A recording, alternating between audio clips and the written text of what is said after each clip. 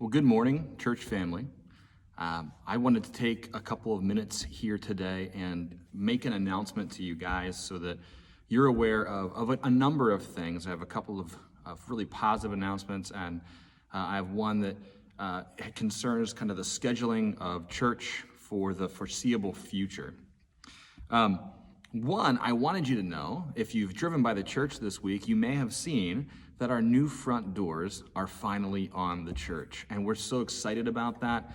You know, if you have ever been inside the church when it's dark inside and light outside the church, you know that you could see sunlight between the doors and around the doors, and it was high time for some new church doors. And they are finally on. They look beautiful. We're so thankful for that. The second thing is, I've been on pretty good authority that when we announced that our debt reduction campaign, which became a debt eradication campaign, when we announced that there was only $22.42 left, there was like 4 people who sent in that much money. So clearly we have finally hit the mark, and we will be going into 2021 with no debt. Now, in case you think I forgot, or you thought maybe I wouldn't make good on my promise, I know that means I need a haircut, a real short haircut. So perhaps by the time I see you this Sunday, I will not have hair on my head. We'll see if I can get that scheduled. Lastly, I wanted to come to you and let you know that with everything that's going on with this coronavirus, you are seeing that there has been a number of new policies being enforced, or some old policies being reiterated and reinforced. And your leadership team here at the church, myself and the church board, we've had ongoing conversation for a long time about what we should be doing as a church in response to everything that's going on. And first, you know, our priority is your safety. That's a big part of this. And second, we also know that there's a mental health component to closing the doors of the church. And we needed to think through, how can we find a good middle ground, so to say, a good compromise on the mental health and the physical health component of what's going on right now. So here is what we have decided that we're going to do. We are going to meet in person 1 week, and then we're going to do virtual services for 2 weeks, and then we'll meet in person for 1 week and go virtual for 2 weeks. And what this does is a couple of things. First, it allows us the ability to still meet in person. We still have that face-to-face fellowship time. You can still be in a room full of people who are singing. You can still see one another, which is good for our spirit, our soul, and our emotions. But the other thing is that by taking 2 weeks off, if somebody were to come and have the virus and probably not even know that they have it, they could be asymptomatic, or they could be at the front end of this thing and just not have any symptoms yet at all. What it does is it prevents our church from becoming a location that is a spreading location. And so the 2 weeks off allows us to make sure that there's no symptoms that appear before we gather in person again.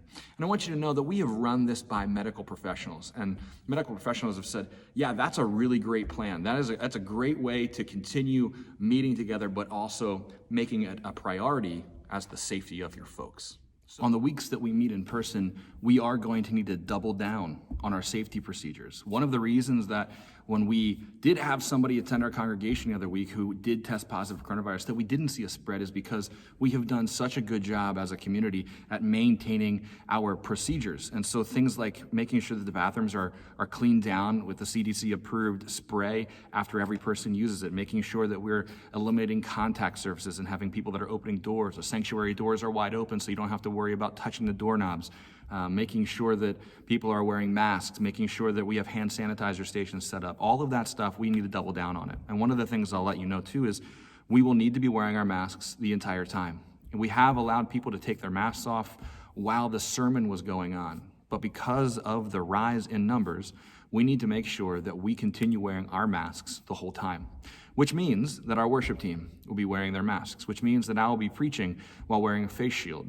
And so we are taking this as seriously as possible. So the weeks that we meet together, please come prepared to wear your face mask. Please come prepared to maybe help volunteer and take one of those jobs of opening doors or even cleaning the bathrooms. We need everybody to pitch in so that we can make our community time, our fellowship time, our together time as good as possible. So that is the direction that we're going to go. We're going to publish a schedule. I'll make sure that it's on the screen at the end of this video so you can kind of foresee what's happening from now to the end of the year.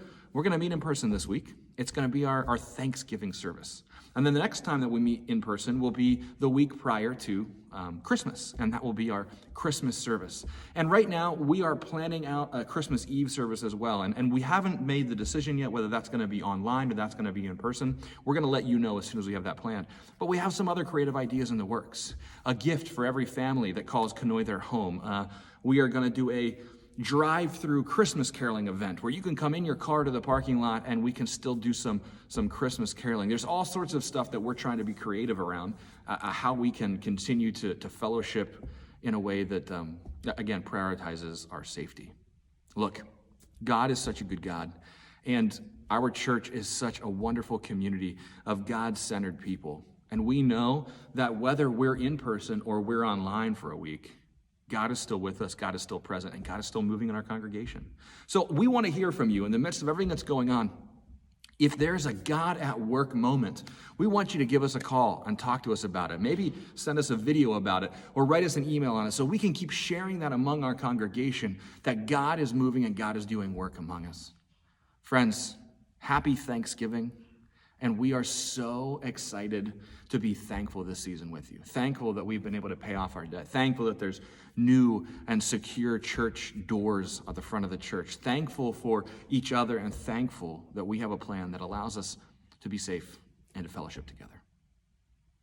Go in peace today, and blessings on you.